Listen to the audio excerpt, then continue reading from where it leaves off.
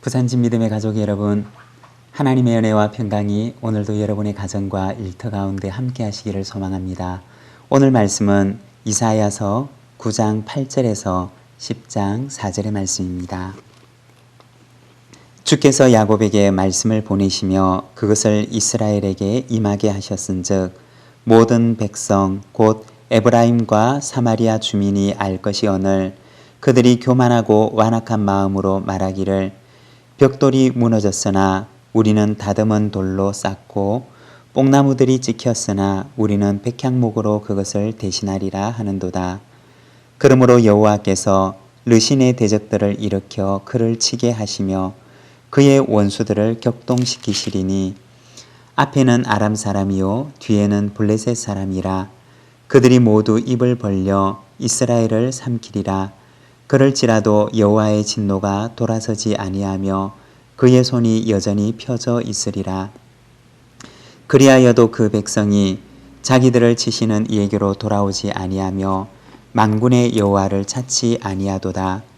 그러므로 여호와께서 하루 사이에 이스라엘 중에서 머리와 꼬리와 종려나무 가지와 갈대를 끊으시리니 그 머리는 곧 장로와 존귀한 자요 그 꼬리는 곧 거짓말을 가르치는 선지자라.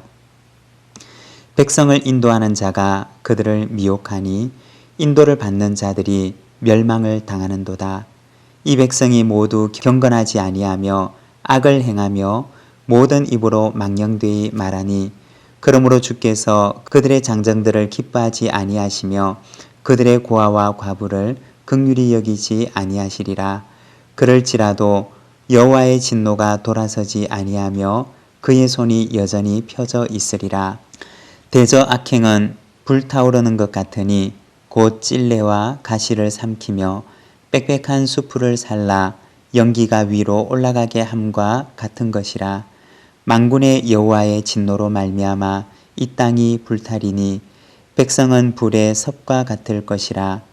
사람이 자기의 형제를 아끼지 아니하며 오른쪽으로 움킬지라도 줄이고 왼쪽으로 먹을지라도 배부르지 못하여 각각 자기 팔에 고기를 먹을 것이며 므낫세는 에브라임을 에브라임은 므낫세를 먹을 것이요 또 그들이 합하여 유다를 치리라. 그럴지라도 여호와의 진노가 돌아서지 아니하며 그의 손이 여전히 펴져 있으리라. 불의한 법령을 만들며 불의한 말을 기록하며 가난한 자를 불공평하게 판결하여 가난한 내 백성의 권리를 박탈하며 과부에게 토색하고 고아의 것을 약탈하는 자는 화 있을진저 벌하시는 날과 멀리서 오는 환난 때에 너희가 어떻게 하려느냐. 누구에게로 도망하여 도움을 구하겠으며 너희의 영화를 어느 곳에 두려느냐. 포로된 자 아래에 굽으리며 죽임을 당한 자 아래에 엎드러질 따름이니라. 그럴지라도 여호와의 진노가 돌아서지 아니하며 그의 손이 여전히 펴져 있으리라. 아멘. 오늘 우리가 읽은 이 말씀에서는 하나님께서 이스라엘을 향한 심판을 선포하십니다. 여러분 기억하십니까?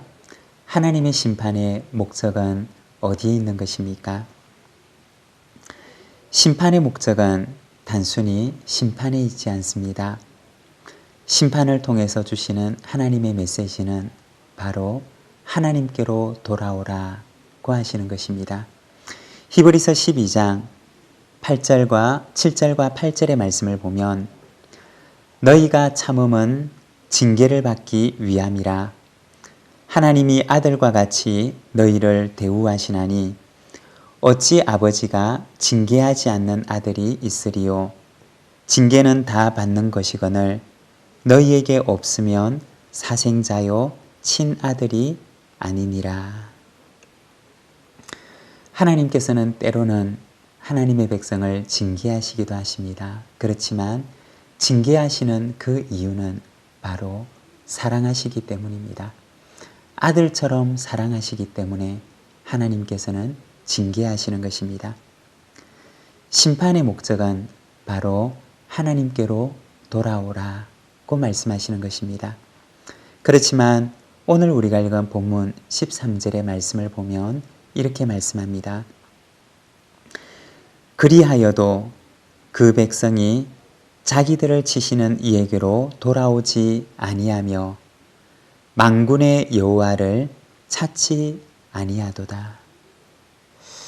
가장 안타깝고 슬픈 것은 하나님께서 징계하시지만 그러나 징계를 받는 이가 돌아오지 않는다는 것입니다. 오늘 우리가 읽은 이 본문의 말씀은 이러한 하나님의 안타까운 마음과 그리고 그들을 향한 징계와 심판이 선포되는 말씀입니다. 그들을 징계하시는 이유가 무엇이냐? 먼저 첫 번째, 그들의 교만 때문입니다. 9절과 10절의 말씀을 보면 그들이 교만하고 완악한 마음으로 말하기를 벽돌이 무너졌으나 우리는 다듬은 돌로 쌓고 뽕나무들이 찍혔으나 우리는 백향목으로 그것을 대신하리라 하는도다 라고 말씀합니다. 여러분, 교만이 무엇입니까? 한마디로 얘기를 하면 하나님을 인정하지 않는 마음입니다. 하나님께서 그들의 죄를 책망하시지만 그러나 그들은 도무지 하나님의 말씀을 받아들이려고 하지 않습니다.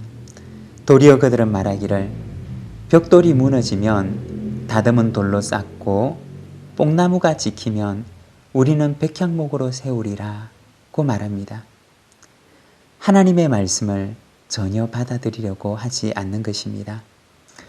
하나님을 인정하지 않는 마음, 하나님이 계신 줄 알지 못하는 마음, 그 마음이 바로 교만한 마음입니다.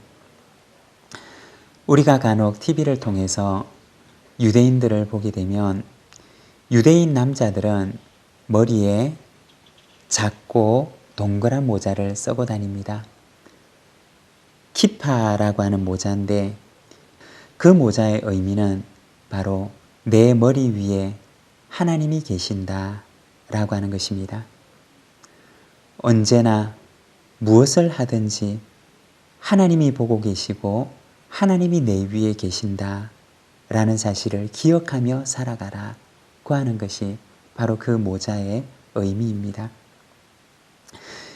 우리가 살아가면서 내 위에 하나님께서 계시고 그리고 하나님이 계신다는 사실을 잊어버리게 될 때 우리는 교만해지게 되고 때로는 거만하게 되며 늘 내 주장이 옳다고 그렇게 이야기하게 됩니다. 그렇지만 하나님을 기억하는 사람은 결코 교만해질 수가 없습니다. 결코 거드름을 피우면서 살아갈 수가 없습니다. 왜냐하면 내 머리 위에는 하나님이 계시기 때문입니다. 첫 번째, 그들은 하나님이 계신다는 사실을 잊어버립니다. 이것이 바로 그들의 교만인 것입니다. 그리고 두 번째는 지도자들의 죄입니다. 14절의 말씀을 보면 하나님께서 그들의 머리와 꼬리를 끊으시겠다라고 말씀하십니다. 그들의 머리와 꼬리는 누구이냐?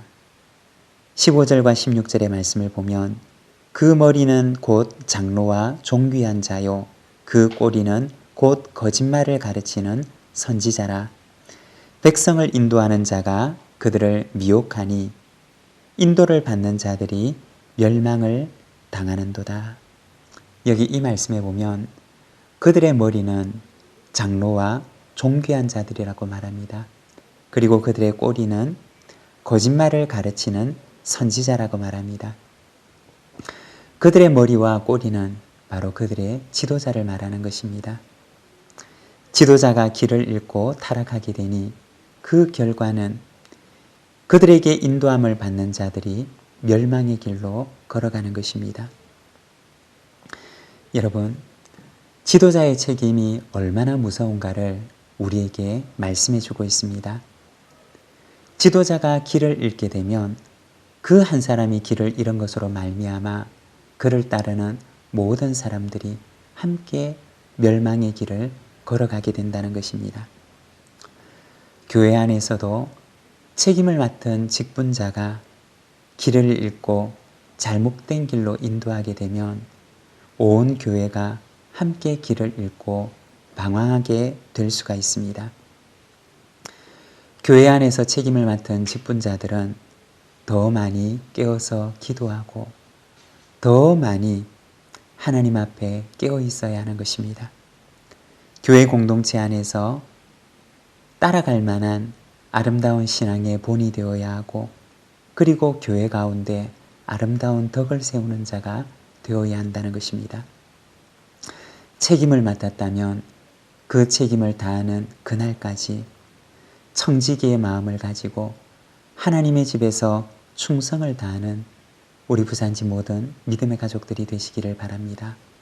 그리고 세 번째는 악행에 대해서 이야기를 하는데, 19절의 말씀을 보면 사람이 자기 형제를 아끼지 아니하며 라고 말씀하십니다. 이 말씀은 넓게 보면 이스라엘이 자기 형제 지파를 사랑하지 않는 것을 말하는 것입니다. 그렇지만 또 좁게 보면 이웃을 향한 사랑을 실천하지 않는 것을 말합니다. 여러분, 이스라엘의 형제됨은 어디에서 나온 것일까요? 우리가 성경을 통해서 이스라엘의 역사를 보게 되면 이스라엘을 하나 되게 했던 것들은 그들의 핏줄이 아니었음을 우리는 알게 됩니다. 그들이 한 핏줄이었기 때문에 하나가 되었던 것이 아니라, 그를 하나가 되었게 하였던 것은 바로 하나님에 대한 신앙이었습니다. 신앙이 그들을 바로 하나로 묶어주는 끈이 되었던 것입니다. 그렇지만 그들에게 신앙이라고 하는 그 한 가지 요소가 사라지게 될 때 이스라엘의 역사를 보면 그들은 마치 원수처럼 칼을 겨누고 피를 흘리며 싸우는 그러한 역사를 우리에게 보여줍니다. 그렇지만 그들이 신앙 가운데 하나가 될 때 12지파가 아주 단단하게 결속이 되어서 그들이 하나님을 온전히 바라보는 믿음의 공동체가 되는 것을 보게 됩니다. 무엇이 그들을 하나 되게 하였느냐? 그것은 바로 믿음과 신앙인 것입니다. 하나님이 그들을 하나 되게 하셨던 것입니다. 여러분, 우리의 가정을 하나 되게 하는 것은 무엇일까요? 우리의 이웃과 우리를 하나 되게 하는 것은 무엇일까요? 우리가 하나님을 경외하는 그 믿음과 신앙 가운데 바르게 서 있을 때 우리의 가정이 하나님 안에서 하나가 되고, 그리고 또한 이웃과의 관계에 있어서도 우리가 하나님 앞에 바르게 서 있을 때 이웃과 바른 관계를 맺으며 살아갈 수가 있는 것입니다. 우리를 하나 되게 하는 것은 오히려 핏줄보다는 하나님, 바로 하나님 안에 거하는 신앙이 우리를 더 하나 되게 하는 바로 단단한 끈이 된다는 것입니다. 마지막 네 번째는 가난한 자들의 권리를 박탈하는 것에 대해서 말씀을 하십니다. 가난한 자들을 공평하게 판결하지 않고, 그리고 가난한 백성들의 권리를 박탈하고 과부와 고아의 권리를 약탈하는 이들을 향하여서 하나님께서 말씀하십니다. 3절에 보면 너희의 영화를 어느 곳에 두려느냐 라고 하십니다. 여러분, 가난한 이웃을 우리 곁에 두시는 것은 하나님께서 우리에게 주신 복입니다. 그들을 돌보는 것이 바로 주님을 돌보는 것이고, 그들을 돌아보는 것이 우리가 하나님 앞에 섰을 때 성도의 영화가 된다는 것입니다. 그들의 권리를 박탈하는 이들을 향하여서 하나님께서 물으시기를 너희의 영화를 어느 곳에 두려느냐 라고 말씀하십니다. 이스라엘을 향한 하나님의 책망과 징계는 그들을 사랑하시기 때문입니다. 아들처럼 사랑하시기 때문에 그들을 책망하시고 징계하시는 것입니다. 그렇지만 이스라엘은 끝끝내 하나님께 돌아오려고 하지 않습니다. 사랑하는 여러분, 우리의 삶이 날마다 하나님께로 돌아가는 저와 여러분의 삶이 되기를 소망합니다. 날마다 하나님의 음성을 듣고 날마다 하나님 앞에 우리가 잘 살아가고 있는지 우리의 삶을 돌아보면서 하나님 앞에 아름다운 열매를 맺는 삶을 살아가는 우리 부산진 모든 믿음의 가족들이 되시기를 바랍니다.